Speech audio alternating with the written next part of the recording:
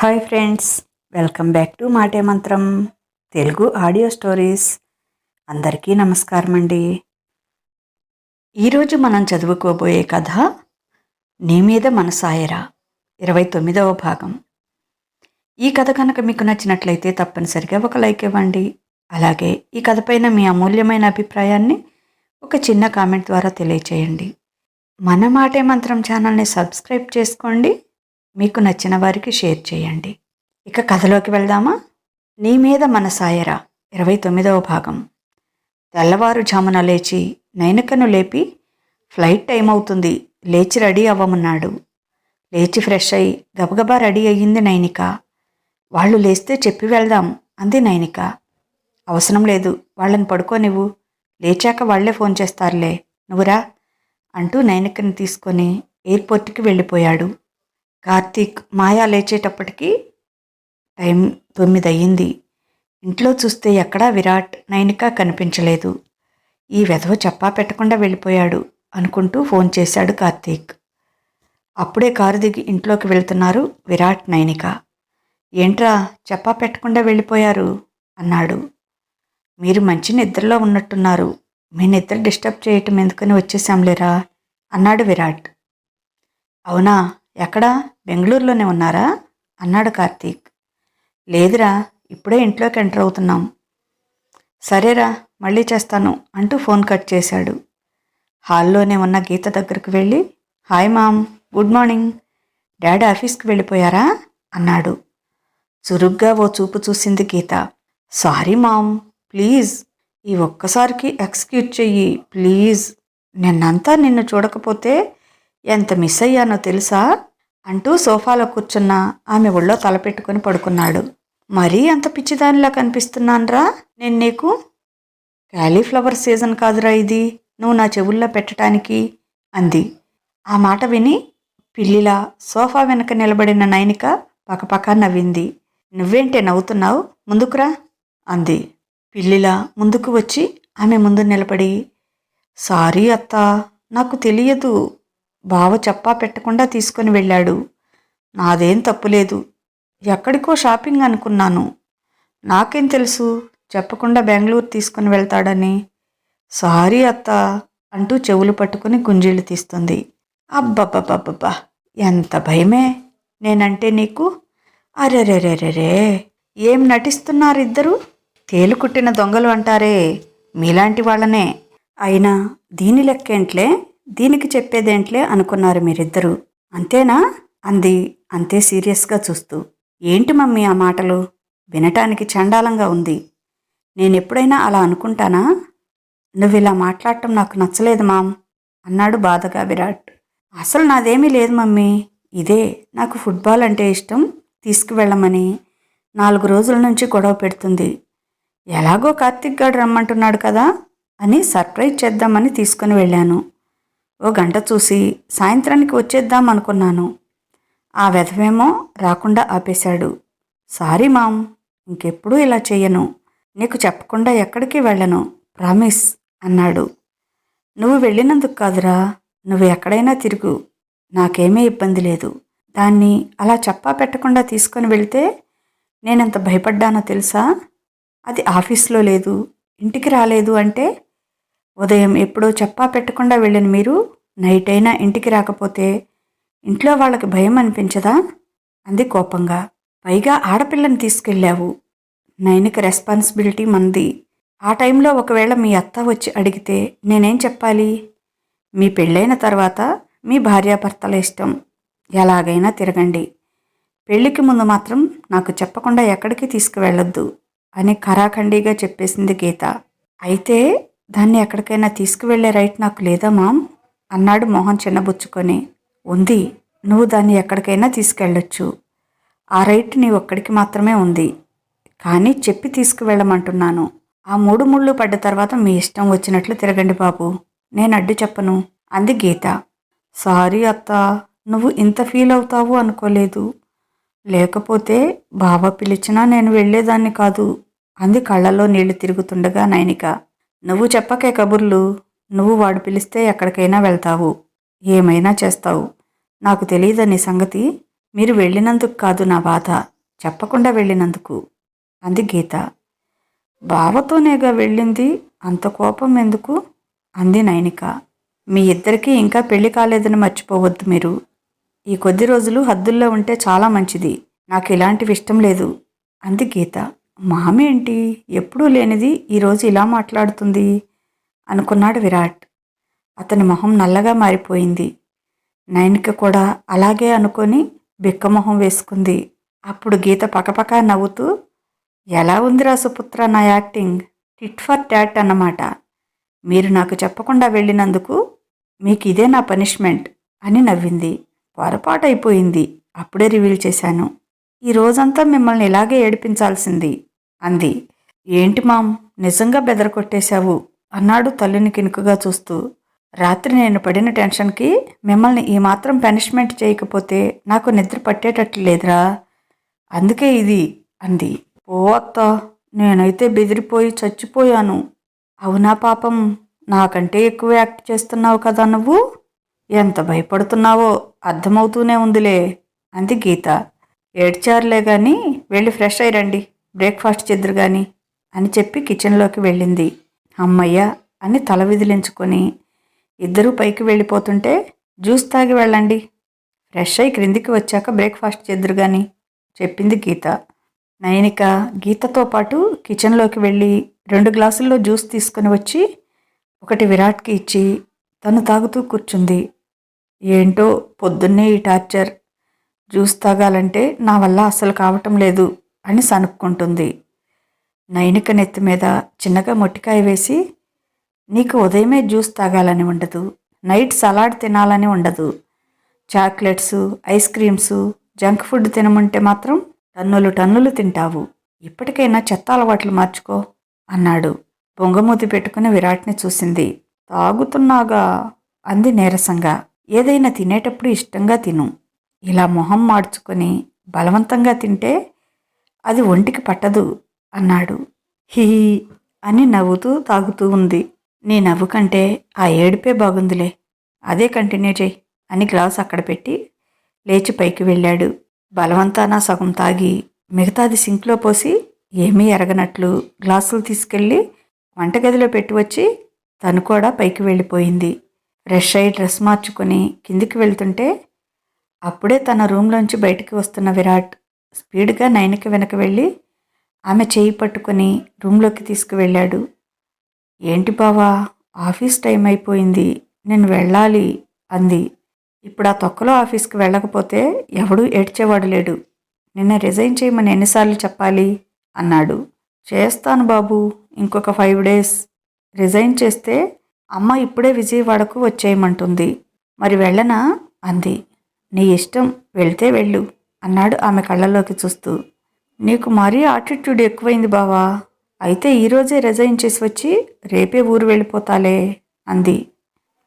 అబ్బచ్చా, మేం పోనిస్తున్నాం, మరి నీ ఇష్టమేనా పోవటం ఉండటం అన్నాడు సీరియస్గా. నా ఇష్టం కాదు బాబు, ఇప్పుడు మీ అమ్మ ఇష్టం, మీ అత్త ఇష్టం, పెళ్ళయ్యాక నీ ఇష్టం, నాదేముంది చెప్పు అంది జాలిగా మొహం పెట్టి. డ్రామాలు బాగా నేర్చావే అంటూ డోర్ వేసి నైనిక దగ్గరకు వచ్చాడు. బావా ప్లీజ్, అత్త ఎదురు చూస్తుంది కింద, ఇప్పుడు ఇచ్చిన రిటార్ట్కే నాకు మైండ్ దొబ్బేసింది, నువ్వు ఇప్పుడు ఇంకా లేట్ చేయకు ప్లీజ్ అంది బ్రతిమలాడుతున్నట్టుగా. అయితే మీ అమ్మ మీ అత్తే కానీ నా మాటంటే నేనంటే లెక్కలేదా నీకు అన్నాడు సీరియస్గా ఫేస్ పెడుతూ.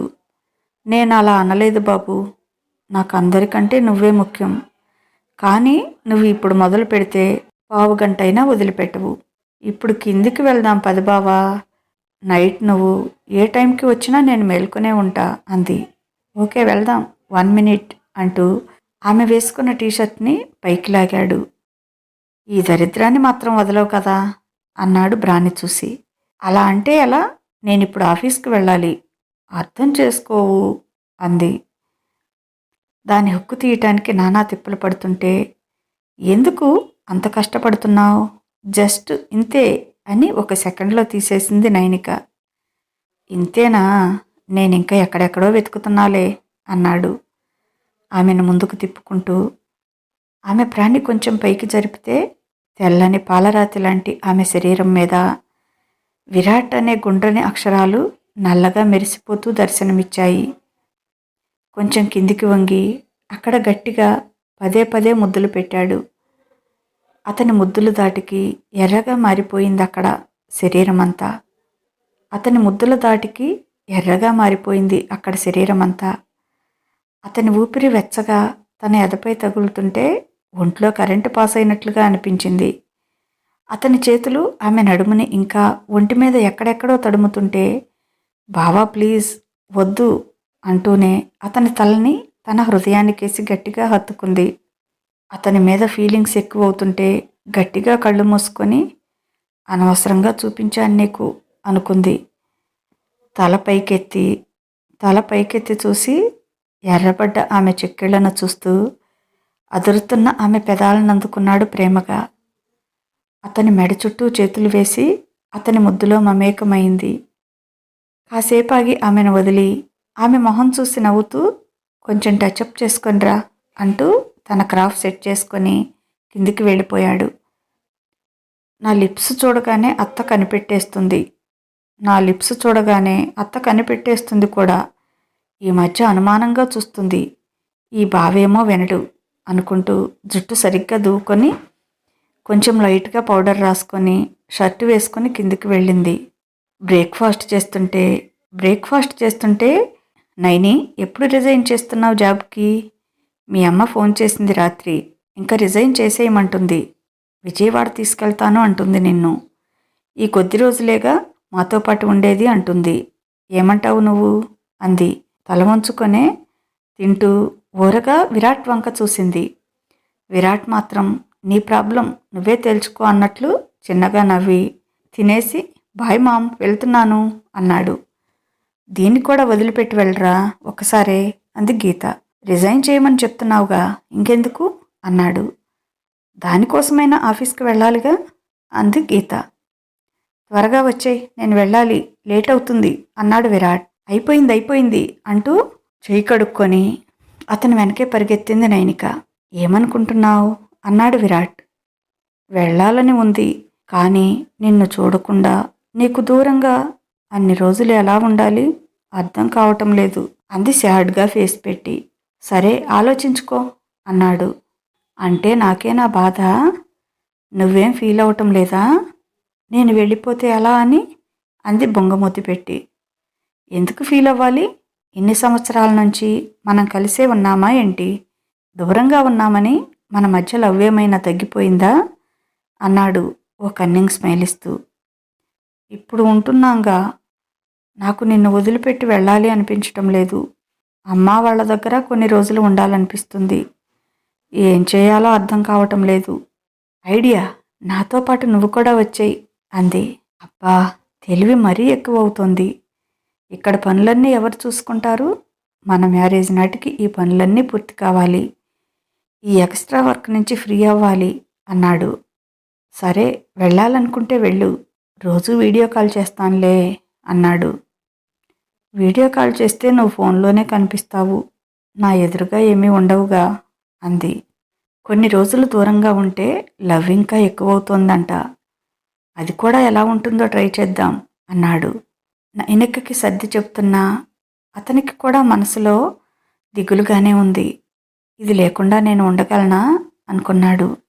తప్పదు, కొన్ని రోజులైతే కంపల్సరీ దూరంగా ఉండాల్సిందే. కానీ ఇన్ని రోజులు కాదు, ఇంకా 14 days ఉంది మన మ్యారేజ్కి. అమ్మో, అన్ని రోజులు నిన్ను చూడకుండా ఉండాలా అంది ఇంకా దిగాలు పడిపోతూ. నైనిక వెళ్ళిపోతుందంటే విరాట్కి కూడా మనసులో ఏదో ఫీలింగ్. అత్తకి చెప్పి ఏదో మేనేజ్ చేసి ఎన్ని రోజులు ఇక్కడ ఉంచుకున్నాడు. ఎప్పుడూ కూతుర్ని వదిలిపెట్టి ఉండలేదు వాళ్ళు. ఇక నుంచి శాశ్వతంగా ఇక్కడే తన దగ్గరే ఉంటుంది. ఏదో చుట్టం చూపుగా వాళ్ళు రావటం, ఆమె వెళ్ళటం జరుగుతుంది. అత్తా వాళ్ళకి కూడా పెళ్లికి ముందు తమ కూతురు తమతో ఉంటే హ్యాపీగా ఉంటుంది కదా అనిపించింది. ఎట్ ఏ టైం దీన్ని వదిలి అన్ని రోజులు ఉండాలంటే తన వల్ల కాదు. బాగా అలవాటైపోయింది ఈ కొద్ది రోజుల్లో. ఇదివరకైతే ఇద్దరి మధ్య లవ్ మాత్రమే ఉండేది. దూరంగా ఉన్నా ఇబ్బంది అనిపించేది కాదు. కానీ ఇప్పుడు ఉన్న ఎఫెక్షన్ వేరు. అంతకు మించిన దగ్గరతనం ఏదో ఏర్పడింది ఇద్దరిలో. బయట ఎంత స్ట్రెస్ అయి వచ్చినా ఓ 10 నిమిషాలు దాన్ని కౌగిలించుకొని ఓ ముద్దిస్తే అదంతా చేత్తో తీసేసినంత రిలీఫ్ వస్తుంది. అందుకే దూరంగా ఉండాలంటే ఇద్దరికీ చాలా బాధగా అనిపిస్తుంది. ఎంత బాధ అనిపించినా కొన్ని రోజులు తప్పదు అనుకున్నాడు. సరే, ఎప్పుడు వెళ్దాం అనుకుంటున్నావు అన్నాడు. 4 రోజులకి రిజైన్ చేసి నీకు వీలైతే 2-3 రోజులు నీతో కలిసి షాపింగ్ చేసి అప్పుడు వెళ్తాను అంది. నాకైతే అస్సలు వీలవ్వదురా. ఇప్పుడు ఖాళీగా ఉంటే పెళ్ళయ్యాక బిజీగా ఉండాల్సి వస్తుంది. ఇప్పుడు కూడా నన్ను వదిలిపెట్టి వెళ్తావా అంటే కుదరదు. నీ ఇష్టం మరి అన్నాడు. మ్యారేజ్ అయ్యాక కొన్ని రోజులు పూర్తిగా నీకే ఇచ్చేస్తాలే. ఈ దూరం అంతా అప్పుడు దగ్గర చేసేద్దాం అన్నాడు కన్నుగీటుతూ. ఓ బావా అంటూ సిగ్గుపడింది. ఇంకా కొత్తగా సిగ్గుపడటానికేముందే మన మధ్య? నువ్వు ఒప్పుకోవట్లేదనే కానీ ఫస్ట్ నైట్ కూడా పూర్తయిపోయేదే అన్నాడు నవ్వుతూ. ఛీ ఓ బావా, నీకు మరీ సిగ్గు లేకుండా పోతుంది అంది మరింత సిగ్గుల మొగ్గ అవుతూ. అవును, వాడికి చెప్పావా మన ఎంగేజ్మెంట్ సంగతి అన్నాడు. ఎన్ని రోజుల నుంచి అతను అడగలేదు, ఆమె చెప్పలేదు. చెప్పాను బావా అంది. ఏమన్నాడు? ఏడ్చుంటాడే వెధవా. వాడికి నీ మీద ఇంట్రెస్ట్ ఉంది తెలుసా, అర్థమైందా అని అడిగాడు. ఏమో, నాకేం తెలియదు, నీకెలా తెలుసు అంది. మొన్న మనందరం ఒక ఫంక్షన్కి వెళ్ళాము. అక్కడికి వాళ్ళ ఫ్యామిలీ కూడా వచ్చారు. అప్పుడు గమనించాను. వాడి చూపులన్నీ నీ మీదే ఉన్నాయి. గుడ్లు పీకేయాలనిపించింది వెధవకి. నిన్ను డైరెక్ట్గా ఏమీ కదిలించటం లేదులే అని ఊరుకున్నాను అన్నాడు. నువ్వు అలా చేస్తావనే నేనేమీ చెప్పటం లేదు అనుకుంది మనసులో. అదేం లేదులే బావా, మంచివాడేలే అంది. వాడి కన్నింగ్ వేషాలు నీకు తెలీదు. నువ్వింకా చిన్నపిల్లవి. వాళ్ళు ఒట్టి డబ్బు మనుషులు. డబ్బు కోసం ఏదైనా చేసే రకాలు. వాళ్ళని చూస్తేనే నాకు చిరాకు అన్నాడు. ఏదో ఆలోచించి, నువ్వు రిజైన్ చేస్తున్నట్లు ముందే చెప్పకు. ఏ రోజైతే మానుకోవాలనుకుంటున్నావో ఆ రోజు మెయిల్ పంపించు. డైరెక్ట్గా కూడా చెప్పాల్సిన అవసరం లేదు అన్నాడు ఏదో ఆలోచిస్తూ. అయితే రేపే పంపిస్తా. నీకు వాళ్ళంటే అంత ఇష్టం లేకపోతే అసలు మొదట్లోనే వెళ్ళేదాన్ని కాదు. ఇక వెళ్ళనులే. నన్ను ఇంటి దగ్గర దింపేయి అంది. అతనికి ఇష్టం లేని దగ్గర అడుగు పెట్టడం కూడా ఆమెకి ఇష్టం లేదు. పర్లేదులే, జాగ్రత్తగా ఉంటావని చెప్తున్నా. వచ్చావుగా, ఈ రోజుకు వెళ్ళు. రేపు మెయిల్ పంపించేసేయి అన్నాడు. ఈ మధ్య ఓ శ్రేయోభిలాషి ద్వారా తెలిసింది. రోహిత్ వాళ్ళకి ముందే అప్పులు ఉన్నాయి. దానికి తోడు కొడుకుతో చదువు పూర్తయి వచ్చేటప్పటికి బిజినెస్ పెట్టించాలని అప్పు చేసి మరీ ఇప్పుడున్న ఆఫీస్ హ్యాండ్ ఓవర్ చేసుకున్నాడు. చదువుందే కానీ ఆఫీస్ రన్ చేసేంత సామర్థ్యం రోహిత్కి లేదు. ఆ బిజినెస్ ఎక్కువ కాలం నిలవదు కూడా. అప్పులు వాళ్ళు గొడవ చేస్తుంటే నా కొడుక్కి మా పెదనాన్న కూతురు విజయవాడలో ఉంటున్నారు. వాళ్ళ అమ్మాయినిచ్చి పెళ్లి చేసేయాలనుకుంటున్నాం. వాళ్ళిద్దరూ లవ్ చేసుకుంటున్నారు. నా కొడుకు ఆఫీసులోనే పనిచేస్తున్న అమ్మాయి. ఆ అమ్మాయి తండ్రి మల్టీ మిలీనియర్. ఆ పిల్లని చేసుకుంటే ఒక్కటే కూతురు కాబట్టి అదంతా నా కొడుకుదే అవుతుంది. కొద్ది రోజులు ఆగండి. ఆ పిల్లతో నా కొడుకు పెళ్లి కాగానే మీ అప్పులన్నీ నిమిషంలో తీర్చేస్తాను అని వాగాడట తాగిన మైకంలో. ఆ నిమిషమే వెళ్ళి ఆ తండ్రి కొడుకులిద్దరినీ చంపేయాలని అన్నంత కోపం వచ్చింది. కానీ పూర్తిగా నిజానిజాలు తెలియకుండా ఆవేశపడకూడదు అని కంట్రోల్ చేసుకున్నాడు. అయినా వాళ్ళు అలాంటి మనుషులే. డబ్బు కోసం గడ్డి తినేవాళ్ళు. డబ్బు కోసం ఎంత ఘాతుకమైనా చేయటానికి వెనకాడరు. అప్పటి నుంచి నైనికిని ఆఫీస్కి పంపించాలంటే ఎప్పుడూ లేనిది కొంచెం భయపడుతున్నాడు విరాట్. ఇది అసలే అమాయకురాలు. వాడు ఏ కన్నింగ్ ప్లాన్స్ వేస్తాడో అని, నైనికిని ఏమైనా బాధ పెడతాడేమో అని. అందుకే తనకు తెలిసిన ఒకరిని ఆఫీసులో ఉండేటట్లు ఏర్పాటు చేశాడు. వాళ్ళు రోహిత్ విషయాలు ఎప్పటికప్పుడు విరాట్కి చేరవేస్తూనే ఉంటారు. అతని ద్వారా రోహిత్కి తెలియకుండా అతని రూమ్లో సీక్రెట్ కెమెరా కూడా ఏర్పాటు చేయించాడు. తమ ఎంగేజ్మెంట్ సంగతి చెప్పినప్పుడు వాడు వాగిన వాగుడు, దానికి నైనికి ఇచ్చిన రిటార్ట్, ఆమె బయటకు వెళ్ళాక వాడు వేసిన చిందులు మొత్తం చూసి నవ్వుకున్నాడు. కానీ వాడి మొహంలో కనిపిస్తున్న కన్నింగ్నెస్ చూసి కొంచెం భయపడ్డాడు మొత్తానికి వాడి మనసులో ఏదో ప్లాన్స్ వేస్తున్నాడు అనుకున్నాడు. నిన్న నైనికను తను తీసుకువెళ్ళినప్పుడు వాడు ఆఫీస్ రూమ్ అంతా ధ్వంసం చేయటం చూసి కొంచెం భయమేస్తుంది ఈరోజు నైనికను పంపించాలంటే. అంతలో నైనిక ఆఫీస్ వచ్చింది. సరే వెళ్ళు, ఏదైనా అవసరమైతే వెంటనే కాల్ చెయ్యి అన్నాడు. అంతగా ఏమవసరమవుతుంది అని నవ్వింది నైనిక. అవసరం ఏంటంటే ఏదైనా రావచ్చు. ఏమో సడన్గా నన్ను కిస్ చేయాలనిపించిందనుకో. ఫోన్ చెయ్యి, వెంటనే వచ్చేస్తా అన్నాడు కన్నుగీటుతూ. ఛీ పో బావా అంటూ సిగ్గుపడింది నైనిక. సిగ్గుల మొగ్గవుతున్న ఆమె మొహంలో మందారాలు పూస్తుంటే కంట్రోల్ చేసుకోలేక అది పబ్లిక్ ప్లేస్ అని మర్చిపోయి ఆమెను తన వైపు లాక్కొని ఎర్రబడ్డ ఆమె చెక్కిలపై ముద్దు పెట్టుకున్నాడు. బావా ఇది పబ్లిక్ ప్లేస్ అంది మరింత సిగ్గుపడుతూ. అయితే ఏంటి, నా పెళ్ళాన్ని నేను ముద్దు పెట్టుకుంటాను, అది నా ఇష్టం అంటూ ఆ బిల్డింగ్ వైపు ఒకసారి చూసి ఆమె పెదవులు అందుకున్నాడు కావాలనే. ఇదంతా రోహిత్ విండోలోంచి చూస్తున్నాడని అర్థమై తను చేసిన పని అతన్ని మరింతగా రెచ్చగొడుతోంది అని. నైనిక ఆ ఆఫీస్లోనే ఉంటుంది, అది నైనికను ప్రాబ్లంలోకి నెడుతుంది అని ఊహించని విరాట్. ఇదండి ఈరోజు కథ. ఎలా ఉంది, మీకు నచ్చిందా? విరాట్ నైనికని ముద్దు పెట్టుకోవటం, అతని రూమ్ విండోలోంచి చూసి రగిలిపోతున్నాడు. అలాంటప్పుడు అతను ఎలాంటి స్టెప్ తీసుకుంటాడో, నైనికనేమైనా చేస్తాడా, ఏదైనా ఇబ్బంది పెడతాడా? విరాట్ నైనికని రోహిత్ బారి నుంచి రక్షించుకోగలడా? ఏమో చూద్దాం ముందు ముందు ఎపిసోడ్స్లో. ఈ గొడవంతా లేకుండా నైనిక రిజైన్ చేసి ఆఫీస్కి వెళ్లకుండా ఉంటే బాగుండేది అనుకుంటున్నారు కదా మీరంతా. అలా వెళితే కథలో మజా ఏముంటుంది చెప్పండి? అసలు ఏం జరుగుతుందనేది ముందు ముందు ఎపిసోడ్స్లో తెలుసుకుందాం. ఈ కథ కనుక మీకు నచ్చితే తప్పనిసరిగా లైక్ ఇవ్వండి. అలాగే ఈ కథపైన మీ అమూల్యమైన అభిప్రాయాన్ని ఓ చిన్న కామెంట్ ద్వారా తెలియచేయండి. మన మాటే మంత్రం ఛానల్ని సబ్స్క్రైబ్ చేసుకోండి. మీకు తెలిసిన వారికి షేర్ చేయండి. ఇక ఉంటాను. బాయ్. మీ లక్ష్మీ ఘంట.